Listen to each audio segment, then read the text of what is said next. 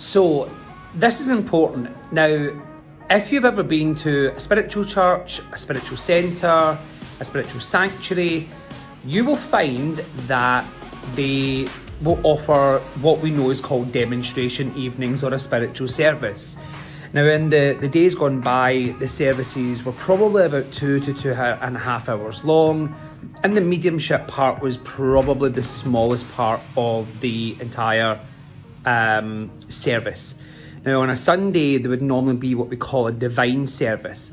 So what actually happens at Glasgow Spiritual Centre mimics very much what happens now in the modern day of spiritual centres, churches and stuff. More progressive churches will kind of hit this kind of idea.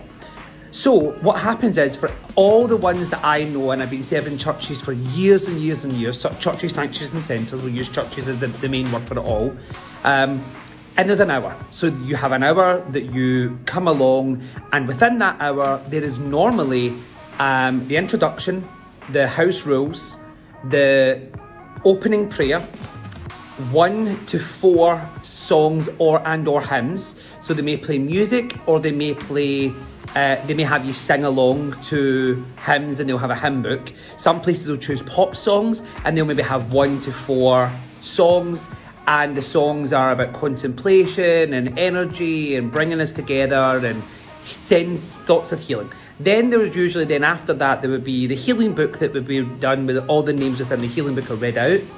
And then the medium would take to the platform to do what's known as a spiritual address or contemplation. Spiritual address basically is the medium finding a way to bring us all together within a story about their own life. A lot of mediums now use it to tell their way of working, maybe their journey into mediumship, the story of how they got here, and so on. And then after that would be the demonstration. And then once the demonstration of mediumship, or it was known in the past of, the demonstration of clairvoyance. And then once that finished, you would then have a closing prayer, and if there was a raffle drawn to help raise funds for the centre, then they would do that. So within that 1 hour, you would pay £2 to £5, depending on where you're going. And within that 1 hour, that would be the norm of what would take place. So if you go to a more traditional spiritual church, you definitely have about 4 hymns within the first, say, 12 minutes. So within that 1 hour, you're paying, whatever you're paying, my place is £4.50, and you're paying that to then have that. All of the things that take place within that are important. So at my place, there is the opening prayer, the introduction, the opening prayer, we would have house rules, any instructions, the spiritual address, the demonstration of mediumship, and the closing prayer. That's not what happens. I recently didn't do an opening prayer because I felt the energy in the room was quite low, and I wanted to raise that vibration, and I kind of, in my badness, I forgot to do the prayer in my own bloody place, and it was me that was doing the demonstration. So there was a lesson for me because I forgot to do the prayer, the opening and closing prayer, which is really, really annoying. I didn't realise that until later. But also I was really focused on the energy of the room was quite flat, and I wanted to raise the vibration and really help. So I used a lot of kind of really upbeat humour and chat and stuff to raise that vibration.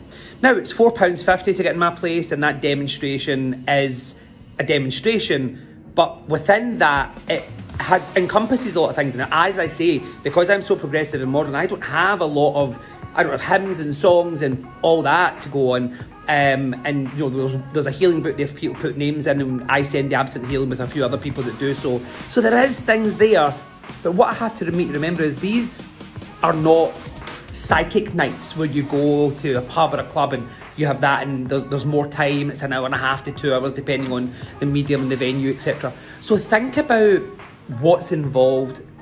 The funds that you're putting in is to help keep the building going. That's what it's for. There's no money to be made from the spiritual services of these places.